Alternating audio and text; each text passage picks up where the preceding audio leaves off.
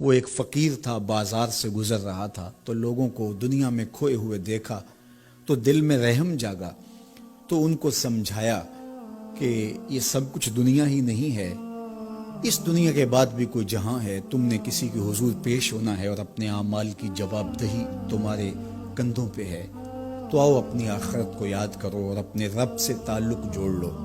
لوگوں نے کہا جا بابا کام کر، تجھے کیا پتا کہ دنیا کی لذتیں کیا ہیں اور ہم کس کام کاج میں لگے ہیں، جا اپنا کام کر۔ وہ شخص دل برداشتہ ہو گیا، وہاں کھڑا ہو کے آنسو بہانے لگا۔ کوئی شخص گزرتا ہوا رک کے کہنے لگا کہ کسی نے تجھے تنگ کیا ہے، کسی نے تیرے اوپر کوئی زیادتی کی ہے، تم کیوں رو رہے؟ اس نے کہا کسی نے کوئی زیادتی نہیں کی، بس ان کے رویے نے رلا دیا۔ کہا کیا ہوا؟ کہا گزر رہا تھا، ان کو دنیا میں کھوئے ہوئے دیکھا، دل میں خیال جاگا کہ ان بندوں کی اور رب کی صلح نہ کروا دوں۔ تو کہا پھر کیا بنا؟ کہا وہ تو مان گیا تھا، یہی نہیں مانے۔ وہ تو کہتا تھا لے آ میری دہلیز پہ، میں سارے گناہ معاف کر دوں گا، ہم تو مائل بکرم ہیں، کوئی سائل ہی نہیں، لیکن ان سے بات کی تو یہ نہیں مانے۔ خیر وقت گزر گیا، وہی شخص دو ایک دن کے بعد قبرستان کے قریب سے گزرا تو وہی فرد وہاں روتا ہوا پایا گیا۔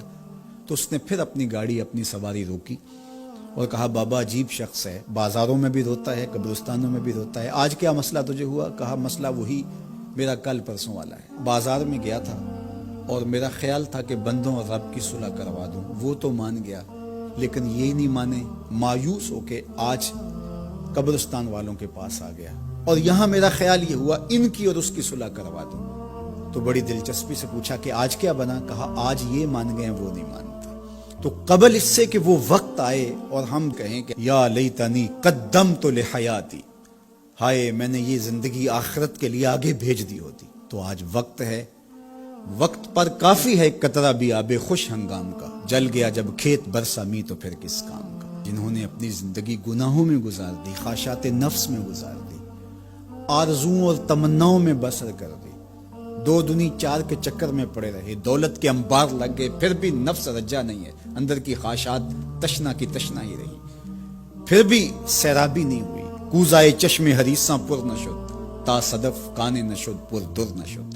رومی علیہ رحمہ فرماتے ہیں حریص کی آنکھ کا پیالہ نہیں بھرتا، کہا کہ جب تک صدف کانے نہیں ہوتا اس میں موتی نہیں آتے، اور سادی شیرازی بولتے ہیں کہ پیٹ بھر جاتا ہے آنکھ نہیں بھرتی۔ تو ساری زندگی حال من مزید کے نعرے لگاتے رہے، جتنا بھی میسر ہوا پھر آگے بڑھتے رہے، آگے بڑھتے رہے، کسی جگہ پہ بھی فل سٹاپ نہ آیا اور زندگی یوں گزرتی رہی، بسر ہوتی رہی اور اپنی زندگی برباد کر دی، حتی زرتم المقابر، یہاں تک کہ قبروں میں جا پہنچے۔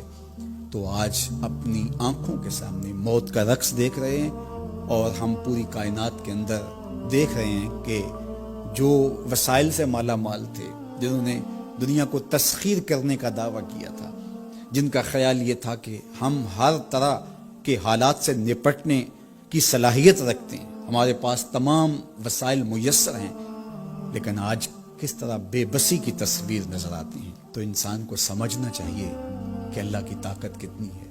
ایک تو قیامت کے دن جب لوگ آغوش موت میں ہوں گے اور بڑے بڑے متکبرین، سرکش، متمردین، بادشاہ، شہنشاہ، کج کلا آغوش موت میں ہوں گے، تو اللہ تعالیٰ فرمائے گا آج کس کی بادشاہی ہے؟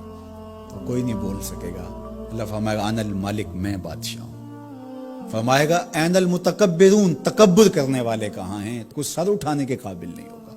اللہ فرمائے گا میں ہوں متکبر، کبریائی مجھی کو زیبا ہے۔